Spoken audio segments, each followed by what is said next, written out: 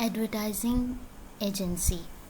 Advertising agency क्या होती है, इसके डिपार्टमेंट कौन कौन से हैं और इसका फंक्शन क्या है, और उसके साथ साथ हम एक एडवर्टाइजिंग एजेंसी कैसे सेलेक्ट कर सकते हैं।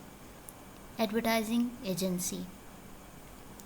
Advertising agency is a firm engaged in providing services of advertisement for clients to create awareness and market for them is known as advertising agency. These agencies involve people with specialized skills and knowledge who are well versed in marketing, advertising and consumer behavior. These experts combine their talent to create advertisement for their clients, and therefore an advertising agency is specialized organization helping its clients to adopt advertising for marketing their goods and services is most effective manner. Advertising agency को देखते हैं कि ये क्या होती है। Advertising agency एक ऐसी फर्म है जो एडवर्टाइजमेंट बना के अपने क्लाइंट्स को दे रही होती है ताकि वो अपनी प्रोडक्ट, अपनी गुड, अपनी सर्विसेज को मार्केट में ला सकें और लोगों को कायल कर सकें कि वो उनकी प्रोडक्ट परचेज़ करें। इन एजेंसियों में खुसूसी महारत और इल्म रखने वाले अफराद शामिल होते हैं जो कि मार्केटिंग और इसके साथ साथ एडवर्टाइजमेंट कैसे बनानी है और किस किस्म के सार्फिन को ये एडवर्टाइजमेंट किस हद तक मुतासिर करती है, इन तमाम बातों पे अबूर रखते हैं। ये माहिरीन अपनी तमाम सलाहियतों को बरोए कार लाते हुए एडवर्टाइजमेंट तैयार करते हैं और उसको एक प्रॉपर मीडिया के ज़रिए लोगों तक पहुंचाते हैं। तो इस लिहाज से एडवर्टाइजिंग एजेंसी ना सिर्फ एक मुकम्मल सेटअप है जो कि मैन्युफैक्चरर से ब्रांड्स को उठा के उसको मार्केट के अंदर ना सिर्फ इंट्रोड्यूस करवा रहा होता है बल्कि लोगों को भी कायल कर रहा होता है कि वो ये प्रोडक्ट खरीदें, और उसके साथ साथ वो एक प्रॉपर मीडिया सेलेक्ट कर रहा होता है जिसके ज़रिए उनका मैसेज लोगों तक पहुंच सके। Advertising agency. एडवर्टाइजिंग एजेंसी के फंक्शंस की तरफ जाते हैं। Advertising agency, what advertising agencies do. इनके प्रॉपर जो फंक्शंस हैं एडवर्टाइजिंग एजेंसीज के, वो सबसे पहले attracting clients, research functions, advertising planning, creative function, media selection, advertising budget, coordination, sales promotion, marketing research, non advertising functions and public relation शामिल हैं। अगर इन तमाम फंक्शंस को हम सम अप करें और तो हमारे पास 4 बेसिक फंक्शंस हमारे सामने नज़र आते हैं। Advertising agency top 4 functions. Number 1 research, number 2 creating advertising, and number 3 media buying and ad placement, and number 4 providing ad on services. Advertising agency के 4 बुनियादी काम। उसने क्या करना है? सबसे पहले उसने रिसर्च करनी है, उसके बाद उसने एक ऐड क्रिएट करना है, और ऐड क्रिएट करने के बाद उसने एक प्रॉपर मीडिया सेलेक्ट करना है जहाँ पे वो ऐड प्लेस करेगी, और उसके बाद जब ये ऐड मार्केट में लॉन्च हो जाता है तो उसके बाद ये उन क्लाइंट्स को एक्स्ट्रा सर्विसेज मुहैया करती है जिनको कहते हैं add on services. First function की तरफ जाते हैं, research. Advertising agencies carry out various type of researches to facilitate the advertising process. These research activities relate to consumers, market and product. Through consumer research, agencies determine consumers' perception about the product's strength and weakness. Also, the way a product is positioned or a new product to be positioned in consumers' mind is being determined on the basis of research input only. The understanding of consumers' level of awareness, their attitude, beliefs, and knowledge about the product helps agencies in determining communication problems and the formulation of appropriate communication strategy relating to the product concern. The formulation of communication strategy also depends on the understanding of market dynamics such as its size, composition, geographical spread, preference for the type of media, media reach, the competitors and their communication strategies relating to the market, and so on. Agencies try to work out the communication strategy in the light of market dynamics so as to have desired approach to the market and also to negotiate for the buying the appropriate media. Agencies also undertake product related research to develop knowledge for developing creative concepts, and the product knowledge relate to ingredients, quality, features, design, and the packaging of the product. Though creative concept is based on the product strength relating to these aspects of the product, developing a creative concept is a matter of creativity. Advertising agency का first जो function होता है वो होता है research, ताकि वो अपने क्लाइंट्स को एक स्ट्रॉन्ग मीडिया प्रोवाइड कर सके, एक इफेक्टिव मैसेज प्रोवाइड कर सके और एक मौसर लेआउट दे सके, और ये तमाम कंटेंट एक टारगेट कंज्यूमर तक पहुंचा सकें और उसके साथ साथ उस कंज्यूमर को इन्फ्लुएंस कर सकें कि वो जो है वो इस प्रोडक्ट को परचेज़ करे। ये रिसर्च मार्केट के ऊपर बेस करती है, प्रोडक्ट के ऊपर बेस करती है और कंज्यूमर के ऊपर बेस करती है। एडवर्टाइजिंग एजेंसी अगर कंज्यूमर रिसर्च कर रही है तो उसके अंदर वो कंज्यूमर की नीड्स को जानेगी और उनकी डिमांड्स को स्टडी करेगी, और उसके साथ साथ मार्केट में कौन से प्रोडक्ट ऑलरेडी अवेलेबल हैं और उनसे किस हद तक लोग मुतासिर हैं उसके बारे में देखेगी, उसकी स्ट्रेंथ और वीकनेस के बारे में देखेगी। उसके साथ साथ वो उस प्रोडक्ट के ऊपर रिसर्च करेगी और मार्केट के ऊपर रिसर्च करेगी, किस तरह से प्रोडक्ट को मार्केट में लेके आना है और किस वक्त में लाया जाए और किस तरह से कंज्यूमर से मुतारिफ़ करवाया जाए। इसके लिए रिसर्च बहुत ज़रूरी है। रिसर्च ये बता रही होती है कि टारगेट कंज्यूमर कौन सा है और इनका रवैया पहले से मार्केट में मौजूद प्रोडक्ट के बारे में क्या है, इनको कौन सी चीज़ रिक्वायर्ड है और किस हद तक ये कंपनी उनको वो चीज़ प्रोवाइड कर सकती है। ये तमाम काम मवासलाती हिकमत अमली की तश्कील में मदद करता है, और ये मवासलाती हिकमत अमली पर मुनहसर है कि वो कौन सी मार्केट में से किस साइज़ की एडवर्टीज़मेंट प्लेस करते हैं और कौन से मीडिया के थ्रू वो अपना मैसेज लोगों तक पहुंचाते हैं, और उसके साथ साथ ये मीडिया को किस हद तक हैंडल करते हैं कि वो उनका मैसेज प्रॉपर टाइमिंग में प्रॉपर ऑडियंस तक पहुंचा सके। और ये तमाम काम उस एजेंसी की कम्युनिकेशन स्ट्रेटजी पे बेस करता है कि वो एक अप्रोप्रिएट मीडिया ख़रीद सकें। एजेंसीज उस प्रोडक्ट से रिलेटेड रिसर्च करती है ताकि वो अपने पास उसके लिए एक क्रिएटिव कॉन्सेप्ट बिल्ड कर सके। उसका डिज़ाइन क्या है, उसकी मैन्युफैक्चरिंग क्या है, उसकी पैकेजिंग क्या है, उसको किस फॉर्म में मार्केट में लाया जाए कि वो लोगों को बहुत ज़्यादा मुतासर कर सकें कि लोग उसको ख़रीदने के लिए एग्री हो जाएं। ये तमाम काम रिसर्च के थ्रू होता है जो कि एडवर्टाइजिंग एजेंसी का रिसर्च डिपार्टमेंट कर रहा होता है। फर्स्ट फंक्शन जो है एडवर्टाइजिंग एजेंसी का वो है रिसर्च करना।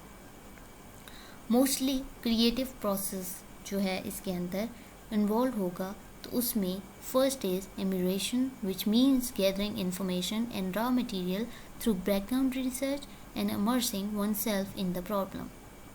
Secondly, digestion is taking the information, working it over, and wrestling with it in the mind. Third, incubation involves putting the problem out of one's conscious mind and turning the information over to the subconscious mind to do the work. Illumination is the stage of the birth of an idea, happening of Eureka phenomena. Next is reality or verification is the study of the idea to see if it still look good or solve the problem, and then to shape the idea to practical usefulness. These are the basic steps for research process in advertising agencies. Agencies gather information about consumers, market, competition, and other relevant information both informally and formally to assist the preparation and incubation elimination stages. Advertising agency ना सिर्फ consumer के ऊपर research कर रही होती है बल्कि उसके साथ साथ मार्केट की रिसर्च कर रही होती है कि किस लेवल पे वो प्रोडक्ट प्लेस किया जा सकता है, मार्केट की डिमांड्स क्या हैं और उस प्रोडक्ट के लिए कंपटीशन कितना ऑलरेडी मौजूद है मार्केट के अंदर. Proper research is conducted either by agency itself और by the client or by the media or by some other specialist source.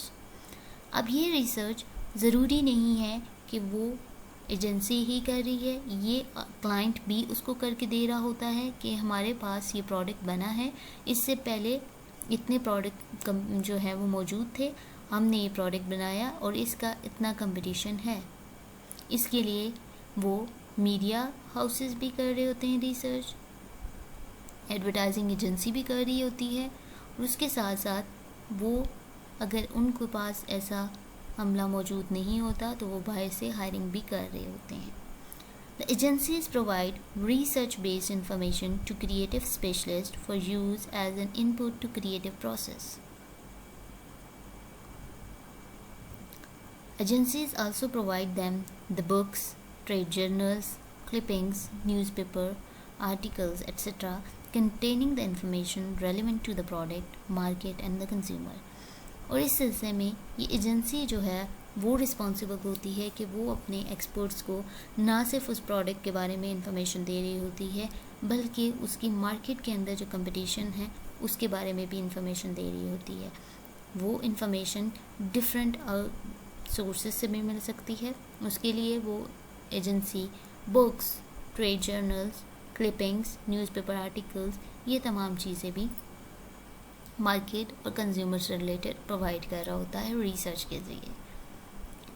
The informal source of information on the other hand include journal readings, talking to those who are involved in product design, salespeople, engineers, consumers, listening to what people talk about the product, experience the product and becoming familiar with it, and working in and learning about the client business.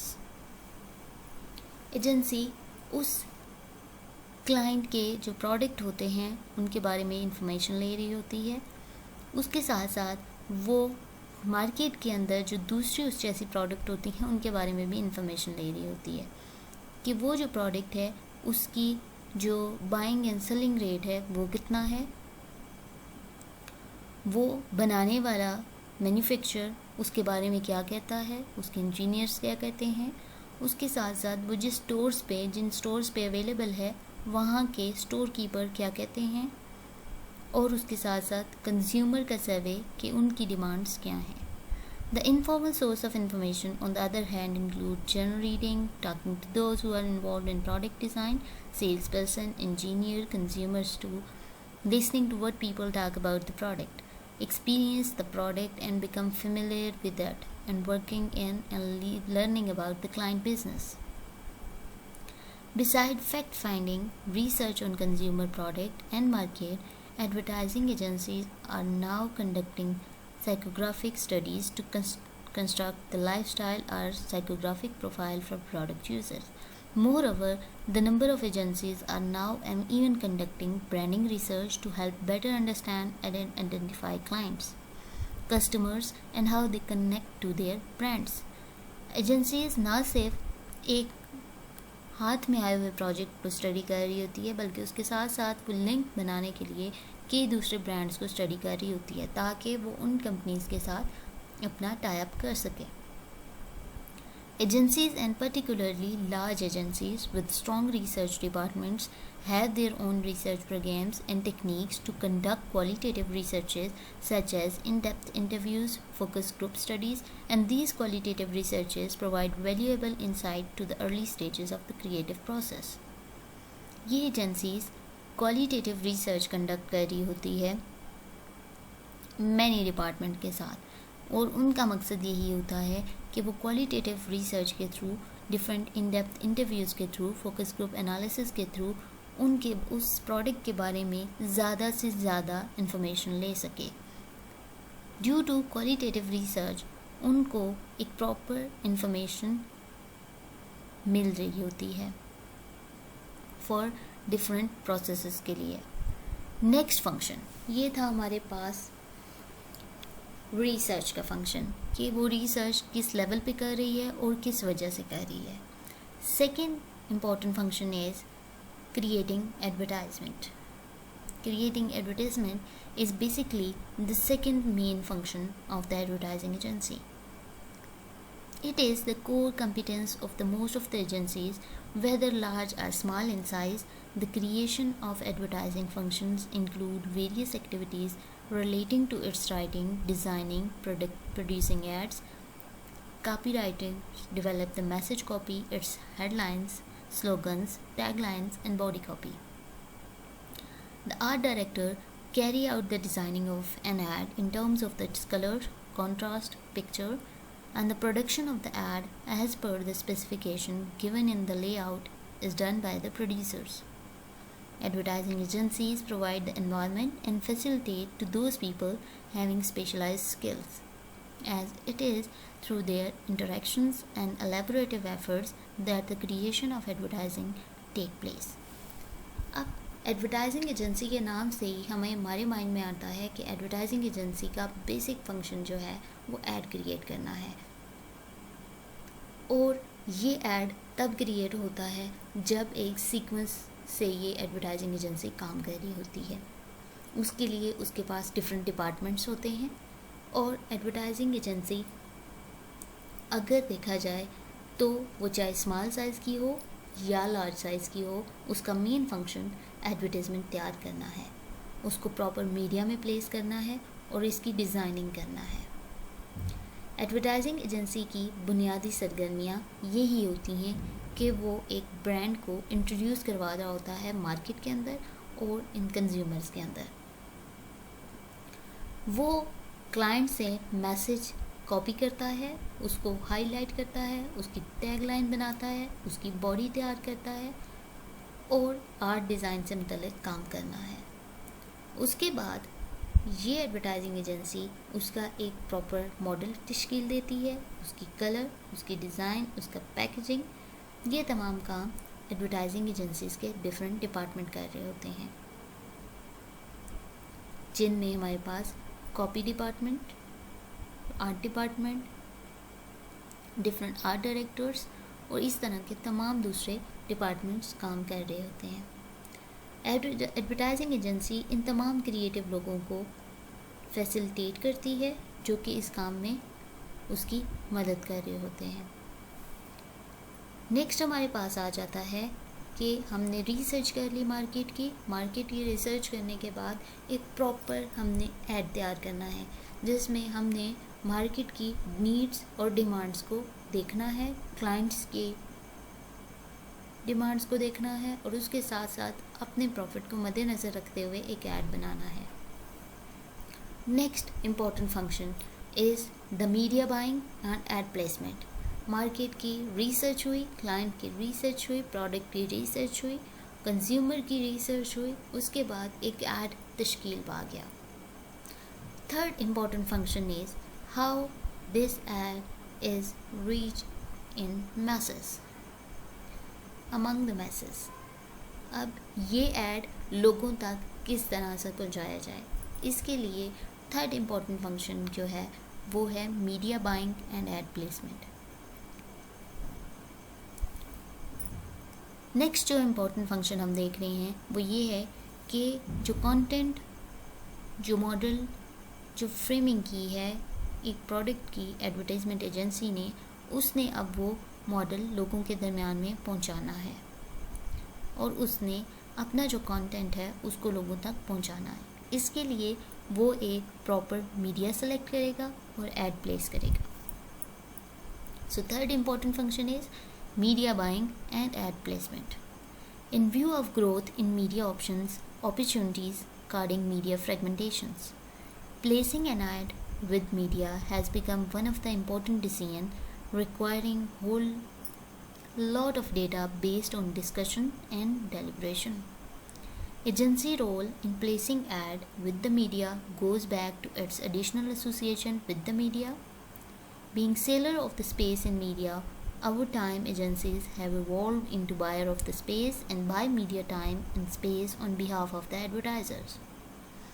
Being in the business of creating advertising, agencies are generally more close to the media and hold more information and knowledge about the media scenario. Because of the specialized skills, agencies are also better equipped to negotiate with while buying media time and space. आजकल के दौर में अगर देखा जाए तो media selection is the toughest job for advertising agencies, क्योंकि different media हमारे पास मौजूद होते हैं और उनको प्रॉपरली यूज़ करना, ये देखना कि कौन सा मीडिया हमारी टारगेट कंज्यूमर तक पहुंच सकता है और किस हद तक वो टारगेट कंज्यूमर को प्रॉपर टाइमिंग में हमारा मैसेज दे सकता है, ये एडवर्टाइजमेंट एजेंसी के लिए एक टफेस्ट जॉब होती है।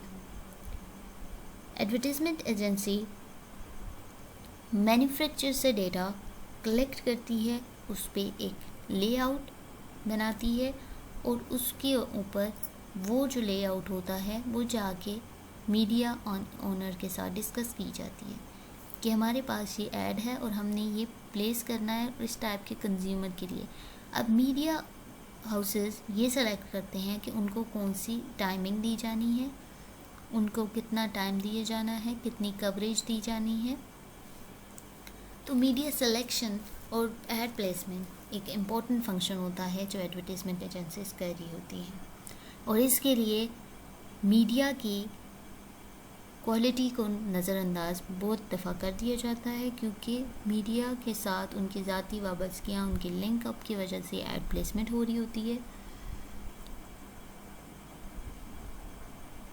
मीडिया में स्पेस और टाइम और कवरेज की डिस्कशन की जाती है, एडवर्टाइजिंग एजेंसीज कर रही होती हैं और इसके लिए मीडिया के बारे में उन्हें ज़्यादा से ज़्यादा इन्फॉर्मेशन हासिल होती है ताकि वो मीडिया सेलेक्ट कर सकें कौन सा मीडिया किस एडवर्टाइजमेंट के लिए बेस्ट रहेगा और उसको कितना कवरेज मिलेगी इसके अंदर। ये हमारे पास थर्ड फंक्शन आता है media buying and ad placement का, जो कि एडवर्टाइजिंग एजेंसीज कर रही होती हैं। Fourth function is providing ad on services. Client now expect from their agencies to provide additional services and not just advertisement. जब एक एडवर्टाइजमेंट बन चुकी है, उसके ऊपर रिसर्च हो चुकी है, ऐड बन चुका है और उसके बाद वो मीडिया पे प्लेस हो चुका है, उसके बाद क्लाइंट्स ये डिमांड करते हैं कि उनको एक्स्ट्रा सर्विसेज प्रोवाइड किए जाएं। This is another functional area of advertising agencies, which include the provision of services concerning preparation for printing of sales material, publicity campaigns, other sales materials, sales meeting, etc. So since clients expect a package solution for their wired communication need, more and more agencies, especially large agencies, are getting into the business of providing one-stop shop offer to their clients. They either acquire or hire the specialist division having competencies in regard to various additional services. The advertising agency coordinate between the various specialist divisions and thus provide integrated solution to the communication need of the clients. Over time, agencies have become the provider of total communication solutions and not just advertising as a solution to communication need of the clients.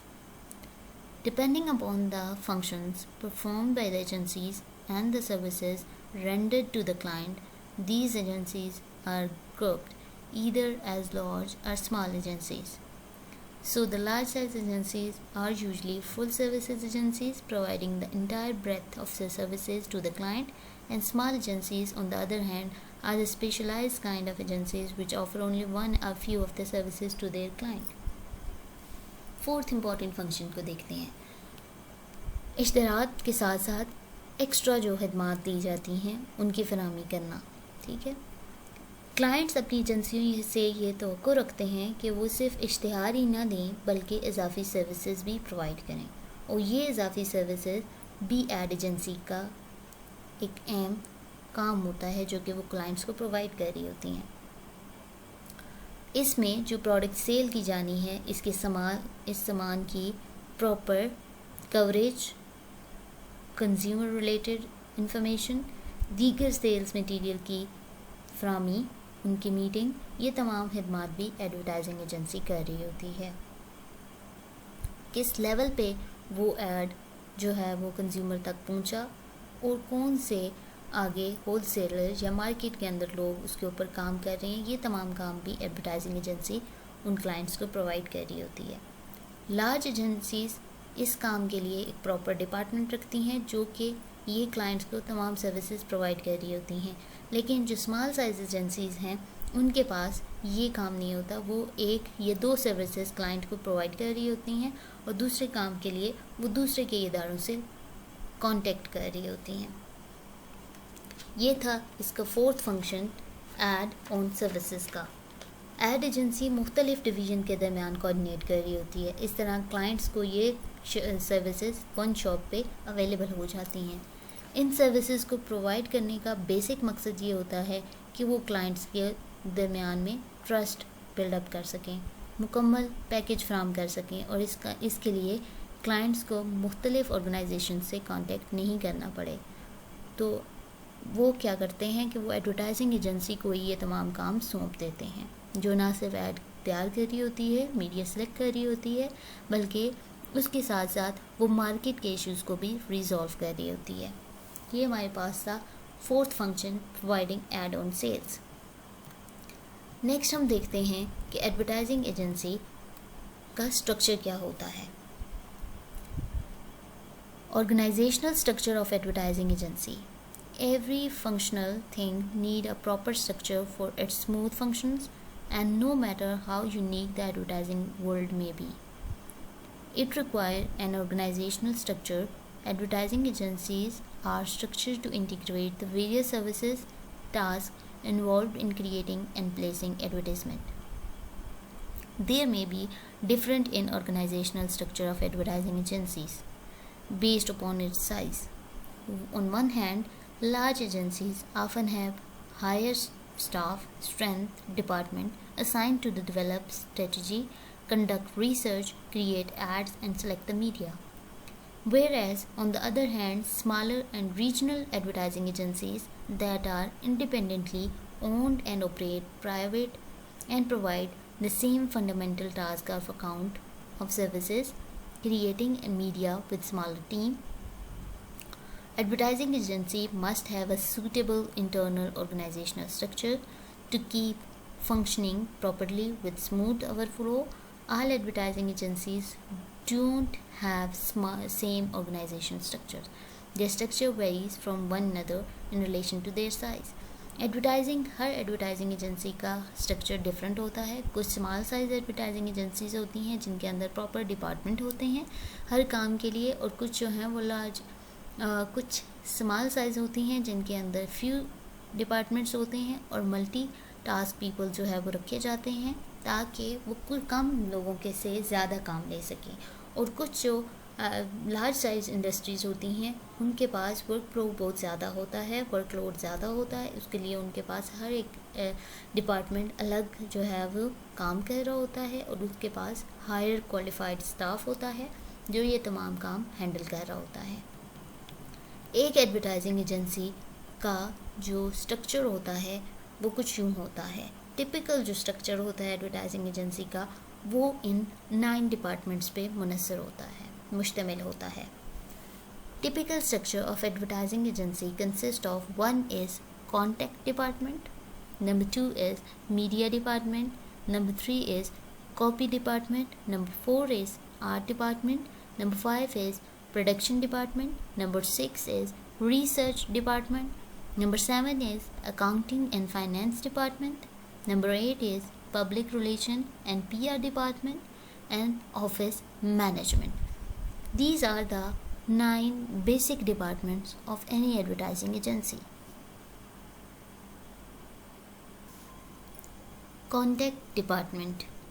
Contact department is also known as client department. It is in charge of keeping contact with other prospective clients of the advertising agency, mostly the advertisers. The function of the client department include carrying the important information to the clients, efforts for retaining and creating new clients, building the bridge between the advertising agency and the clients, help in boosting revenues, promotion of their agency to create new prospects, efficient working for the quick growth of its organization. Contact department को client department भी कहा जाता है. ये basically in charge होता है contact करने के लिए क्लाइंट्स के साथ इन एजेंसी की बिहाफ पे. और इसके इम्पोर्टेंट फंक्शन क्या है कि वो इंफॉर्मेशन क्लाइंट से लेता है, न्यू क्लाइंट्स मेक करेगा, ऑलरेडी बने हुए क्लाइंट्स को इतना ट्रस्ट फ्रॉम करेगा कि वो वहीं पे उनके साथ टाई अप किए रखें, और उसके साथ साथ ये क्लाइंट और एडवर्टाइजिंग एजेंसी के दरमियान में ब्रिज का काम करेगा. एजेंसी के बेहतरी और तरक्की के लिए काम करेगा और नए आइडियाज़ पे काम करेगा जिससे एजेंसी की तरक्की हो सके. Next is media department. Media department of advertising agency is responsible for the choice of media. This department select the best suitable medium for the ad agency that will be suitable for its client. Next जो हमारे पास department आता है वो है media department, और इसका ये काम होता है कि वो कौन सा मीडिया सेलेक्ट करेगा ऐड के लिए और उस मीडिया के साथ लिंक करेगा, उसकी क्वालिटीज़ को जानेगा और उसके साथ साथ डिफरेंट मीडिया के ऊपर अपनी एडवर्टीज़मेंट प्लेस करने के आइडियाज़ के ऊपर काम करेगा.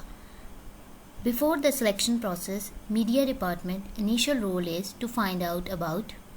इसके इनिशियल रोल में शामिल है कि प्रोडक्ट की नेचर को जाने, मार्केट के अंदर उसकी कंपटीशन को जाने, एडवर्टाइजिंग बजट को जाने और मीडिया ट्रेंड्स को जाने. उसके बाद media department following function perform करता है. It select and uses the best media possible to communicate the ad message to the ultimate consumers. कि वो बेस्ट मीडिया जो है वो सिलेक्ट करेगा ताकि इसका मैसेज कंज्यूमर तक अच्छे से पहुंच सके. It can also feels a wrong selection will result in the failure of the advertise product. अगर वो गलत मीडिया सेलेक्ट करता है तो उससे ये होगा कि उसका ना सिर्फ उसकी एजेंसी के साथ को मुतासर करेगा, उस प्रोडक्ट के साथ को मुतासर करेगा, उसके साथ साथ उसके क्लाइंट के लॉस होने का भी अच्छा होता है कि उसके क्लाइंट्स का लॉस होगा. Preparation of media plan for its client. Media के ऊपर चलने वाला एड से रिलेटेड जितने भी प्लान्स होंगे वो मीडिया डिपार्टमेंट कर रहा होगा. मीडिया स्केजुलिंग करेगा, supervision the execution. It keep constant contact with the media and the client. जो एडवर्टीज़मेंट किसी भी मीडिया पे ऑन एयर है उसकी कवरेज को देखेगा, उसके साथ साथ रिप्रेजेंटेशन को देखेगा कि वो मीडिया किस तरह से उस प्रोडक्ट को रिप्रेजेंट कर रहा है, कितनी कवरेज दे रहा है, कौन सा टाइम स्लॉट दे रहा है. ये तमाम काम एडवर्टाइजिंग एजेंसी में मीडिया डिपार्टमेंट कर रहा होगा. उसके बाद है कॉपी डिपार्टमेंट. कॉपी डिपार्टमेंट का बेसिक फंक्शन ये होता है कि वो कंटेंट क्रिएट करेगी, क्लाइंट के साथ डिस्कशन करेगी. Preparing an attractive copy for its client and customer to participate in brainstorming session and come up with ideas. Using their extraordinary skills of putting flairs and fluent language while preparing copy. This department include copywriters, copy supervisors and others, and the copy department work in close cooperation with the art department. Mostly the copy department is the largest department of advertising agency. It comprises of a hard working team of qualified professional and experienced staff. इसका बुनियादी मकसद ये होगा कि वो client से discussion करने के बाद एक कंटेंट तख्लीक करे और जो कंटेंट एडवर्टाइजमेंट के अंदर प्लेस होना है। इसके अंदर कॉपी राइटर्स मौजूद होंगे, इस डिपार्टमेंट में कॉपी सुपरवाइजर्स होंगे और अदर क्रिएटिव स्टाफ मौजूद होगा। ये डिपार्टमेंट आर्ट डिपार्टमेंट के साथ मिलकर काम कर रहा होता है। The art department consists of the artist in advertising agency. That advertisement finally becomes agreeable and acceptable because of these people in the art department. ये आर्ट डिपार्टमेंट के लोग उस कंटेंट को एक शेप देते हैं, एक डिज़ाइन देते हैं जिसके ऊपर उस product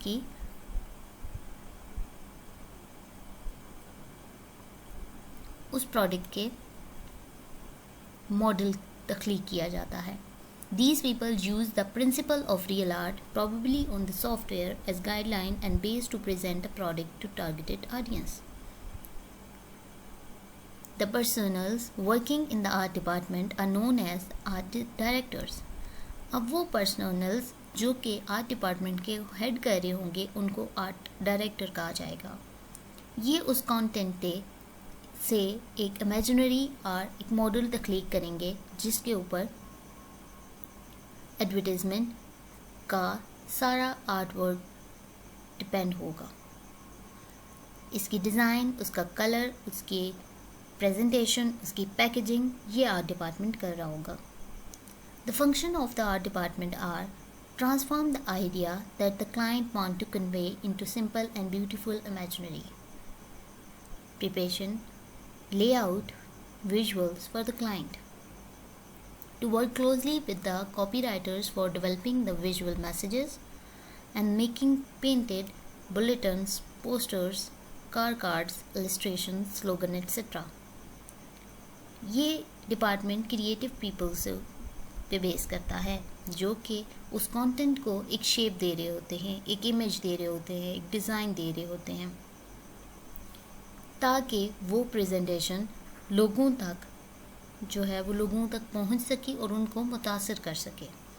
production department, content department के बाद कॉपी डिपार्टमेंट के पास जो है वो कॉपी आर्ट डिपार्टमेंट के पास शिफ्ट होती है और आर्ट डिपार्टमेंट से वो प्रोडक्शन डिपार्टमेंट में आती है। Production department is the final department for ad. Once after the copy and art department is finalized, the advertisement is sent to the production department for further process. Both the department, copy and art, create the basic model of the advertisement and the production department take the advertisement into its final stages. A production department manager heads the production department. Production department का जो head होगा उसे कहेंगे production manager. Art department, copy department और art department से ये जो model होगा वो प्रोडक्शन डिपार्टमेंट के अंदर आएगा फॉर फाइनल टचेस कि उसकी प्रोडक्शन जो है वो कंप्लीट हो और वो जो है वो रेडी हो for market, for media. Functions of the production department produce the final advertisement for the market, making content in the industry for the easy carrying out of task, accessible typographic design patterns, engraved photos, illustrations, copy, etc., and prepare the final advertisement, sending the final product to its client and get the approval. Once the approval is received, then it be sent to the final printing or production of the market for the market, keeping them updated about the latest trends and technologies. Production department के अंदर उस ad की proper final shape पे काम होता है और final shape पे काम होने के बाद वो ऐड दोबारा से क्लाइंट्स की तरफ भेजा जाता है ताकि उसका फाइनल अप्रूवल लिया जाए। फाइनल अप्रूवल मिलने के बाद वो ऐड दोबारा से प्रोडक्शन डिपार्टमेंट से मीडिया के अंदर और उससे मार्केट के अंदर जा रहा होता है। Research department, without knowing the 5 W's and 1 H of the market, you can never run a successful advertisement campaign. The research department in advertising collects information about the market, market competition, market trends, product, services, competitors, consumer behavior, media trends, new trends in advertising, so on.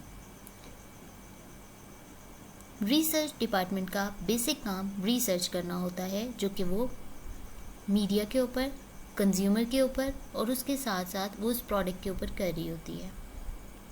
और research के 5 W's और 1 H को जाने बगैर कोई भी successful नहीं हो सकती advertisement campaign. The success of the advertising agency advertisement campaign depend upon the how hard the research team has its work done. कितना अच्छे से रिसर्च टीम अपना काम कर रही होती है और वो मार्केट के अंदर उसकी कंपटीशन लेवल और उस प्रोडक्ट के नो हाउ जान के उसके बाद जो है वो एजेंसी को वो लेआउट तैयार करके देती है, जिस पे एजेंसी जो है वो अपना ऐड बना रही होती है। एडवर्टाइजिंग एजेंसी के अंदर रिसर्च डिपार्टमेंट का एक बहुत ही अहम रोल होता है। A right directions and the right function approaches are very important for successful ad campaign.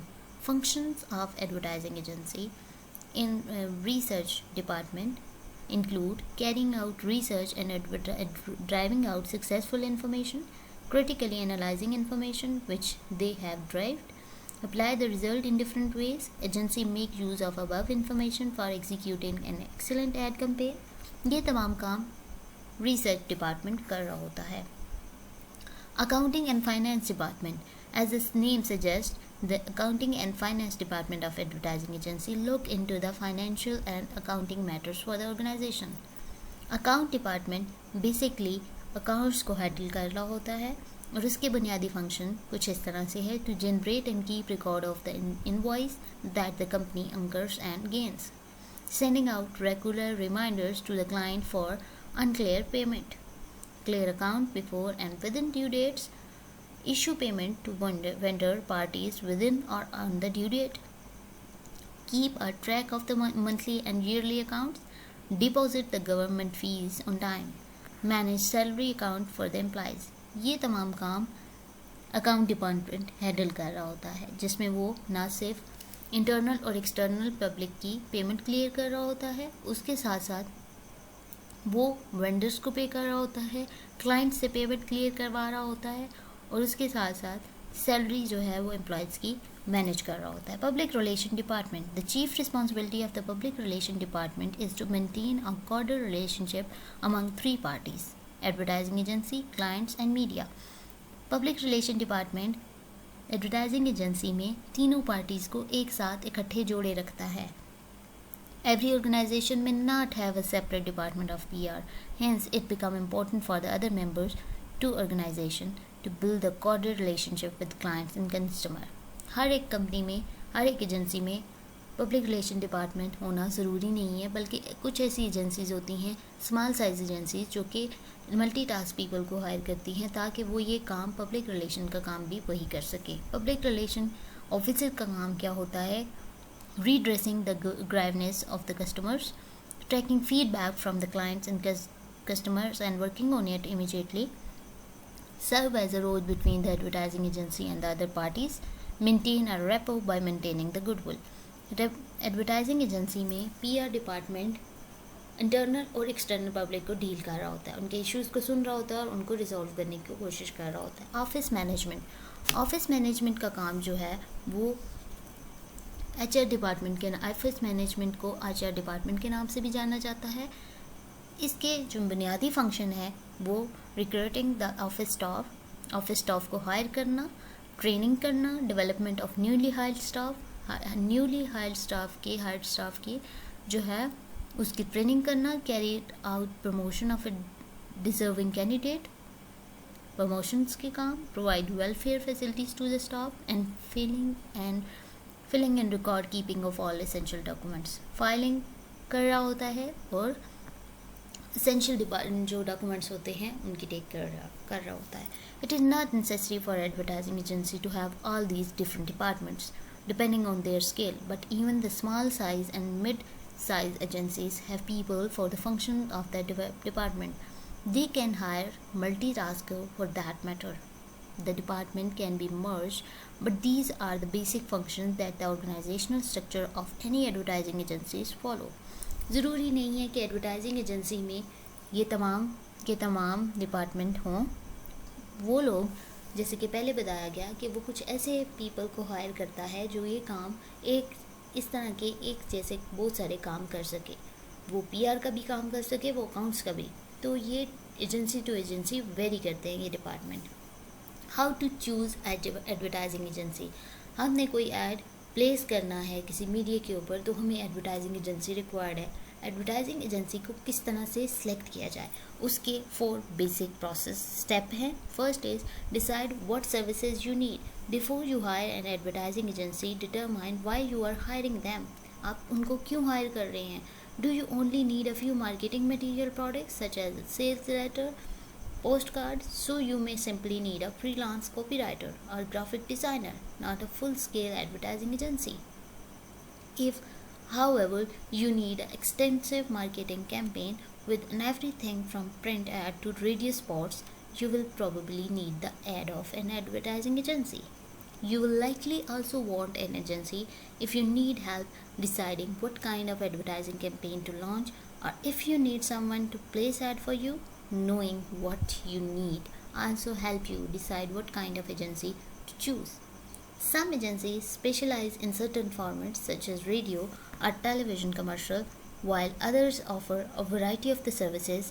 Also, some agencies focus mainly on creating specific advertising material, while others will help you to define your marketing goals and need. First step is decide what services you need. Advertising agency आप higher क्यों कर रही हैं। आपने अपनी product को किसी एक टारगेट पीपल तक पहुंचाना है, तो उसके लिए आप कोई 1-2 पर्सनल जो है वो फ्रीलांसर हायर कर सकते हैं जो ये काम कर सकें। अगर आपका ऐड, आपका बजट ज़्यादा है और आपके उसके साथ साथ आपकी प्रोडक्ट ऐसी है जो कि larger number of the people तक आप चाहते हैं कि वो पहुँचे, और उसके साथ साथ वो नेशनल और इंटरनेशनल लेवल पे भी हो पहुँच सके, तो उसके लिए आपको एक प्रॉपर एड एजेंसी चाहिए होगी। अब उसके साथ साथ आपको ये देखना होगा कि आपका और एडवर्टाइजिंग एजेंसी का बजट क्या है, उसके साथ साथ जो कि हमारा सेकंड स्टेप है। नेक्स्ट हमने देखना है डिटरमाइन योर एडवर्टाइजिंग बजट। आपने एडवर्टाइजिंग एजेंसी सेलेक्ट करते वक्त अपना एडवर्टाइजिंग बजट देखना है कि आपको अगर रिक्वायर्ड है एडवर्टाइजिंग एजेंसी, आपने हायरिंग करनी है ऐसे लोगों की, तो आपका बजट क्या है। Large agencies offer charge more than smaller agencies specially if they offer more services. जैसे कि हमने देखा कि वो एक्स्ट्रा सर्विसेज प्रोवाइड करने वाली एजेंसीज लार्ज साइज एजेंसीज होती हैं जो कि आपसे लार्ज बजट जो है वो डिमांड करेंगे। If you hire a prominent agency, the fee may be exceed what you can afford. क्या उनकी फ़ी आप अफोर्ड कर सकेंगे। As a result, you may only be able to afford limited services from them, but could afford a more comprehensive plan at a smaller. अपने budget को देख के आप लोग अपनी एडवर्टाइजिंग एजेंसी को सिलेक्ट करेंगे। अगर आपके पास स्मॉल बजट है तो आप स्मॉल साइज एजेंसी को हायर करेंगे, लेकिन उनके पास सर्विसेज भी वही आप जो है वो डिमांड करेंगे जो उनके उस बजट में आती होंगी। नेक्स्ट हमारे पास step 3। First step is why you hire, next is what type of budget you have, and next is how much you have, and next step 3 decide if you want someone local. With tools like email, video conferencing, and instant message, it's easier than ever to communicate in real time with people across the country and even the world. अगर आप लोग local level पे advertising agency चाहते हैं तो आपके पास बहुत सारे सोशल मीडिया पे ऑप्शन होंगे कि आप जो है वो उनके साथ इंटरेक्ट कर सकें। You are no longer limited to choosing an agency in your city. Local level पे आपको एड प्लेसमेंट करने के लिए कोई एड एजेंसी नहीं चाहिए होगी। Before you choose N advertising agency, decide if you want someone located in community you serve, especially if you are small business, then serve a specific city or region. While you are hire agency in any location, do you want one that you can visit in person? क्या आप उनके साथ जाके personally मिल सकते हैं? or is a proximity less important than the company quality of the work or reputation for example, या आप ऐसी एजेंसी चाहते हैं जो आपकी रेपुटेशन और आपके वर्क को इन्हेंस कर सके, तो आप ऐसी एजेंसी जो है वो सिलेक्ट करेंगे. Next step 4, match the size of your company to the size of ad agency. If you run a small business, you will probably be better served with a small agency. Larger agency may offer more services, but they may assign their top talent to more high-profile client. वो क्या करते हैं कि जो small size agencies होंगी वो आपके small size business के लिए, और जो लार्ज साइज बिजनेस इंडस्ट्रीज होती हैं उनके लिए लार्ज साइज एजेंसीज होंगी. अगर स्मॉल साइज आपका प्रोडक्ट है, स्मॉल साइज आपकी मैन्युफैक्चरिंग है, तो आप जो है वो लार्ज साइज इंडस्ट्री को हायर कर लेंगे, बट वो अपनी जो मेन जो खिदमात होंगी, मेन जो सर्विसेज होंगी, वो big houses, big industrial houses को दे रहे होंगे. With smaller agencies you are more likely to receive personalised attention. Large size agencies का एक और फॉल्ट ये होता है कि उनके पास वर्कलोड बहुत ज़्यादा होता है और वो हर काम को बहुत ज़्यादा फोकस होके नहीं कर रहे होते. लेकिन जब स्मॉल साइज एजेंसीज होंगी उनके पास वर्क फ्लो कम होगा, तो वो आपके ऐड को बहुत ज़्यादा माइन्यूटली कवर कर रहे होंगे, उनको देख रहे होंगे, उसकी कवरेज को, उसको एवेलुएट करने के लिए रेडी होंगे. Would often include the president or CEO. Also, if you are a small company, you probably don't need all of the services offered by a large agency. If you run a large corporation, however, you will probably need to work with a large agency that can handle a wider variety of advertising agency. ये तमाम काम आप इसलिए कर रहे होंगे क्योंकि आपके पास एक लार्ज साइज बिजनेस है, तो आपको एक लार्ज एजेंसी जो है वो चाहिए होगी. लेकिन अगर आप एक स्मॉल साइज बिजनेस को हैंडल कर रहे हैं तो आपको लार्ज साइज एजेंसी की कोई ज़रूरत नहीं होती. ये तमाम स्टेप आप उस वक्त कर रहे हैं जब आपने एक एजेंसी को सिलेक्ट करना है for your advertising process. Criteria क्या है आपकी एजेंसी, जो आपने एडवर्टाइजिंग एजेंसी सिलेक्ट की है उसको असाइन करने का, या आपने जो एडवर्टाइजमेंट उनके ऊपर प्लेस करनी है उसका क्या क्राइटेरिया होता है. क्राइटेरिया यही है कि आपने सबसे पहले देखना है experience of ad agency, agency size and location, product conflict, financial promotion of agency, current clients and the pay process of payment. ये तमाम चीज़ें आप लोगों ने किसी भी एजेंसी को सिलेक्ट करने वक्त देखनी है. ये था हमारे पास एडवर्टाइजिंग एजेंसी की कंप्लीट ऑर्गेनाइजेशन कि आपने ऑर्गेनाइजिंग द एड एजेंसी के बारे में देखना है कि एड एजेंसी क्या होती है, उसके फंक्शंस क्या होते हैं और उसके डिपार्टमेंट कौन कौन से हैं. हम एड एजेंसी को किस तरह से चूज़ कर सकते हैं for our ads. Thanks for watching.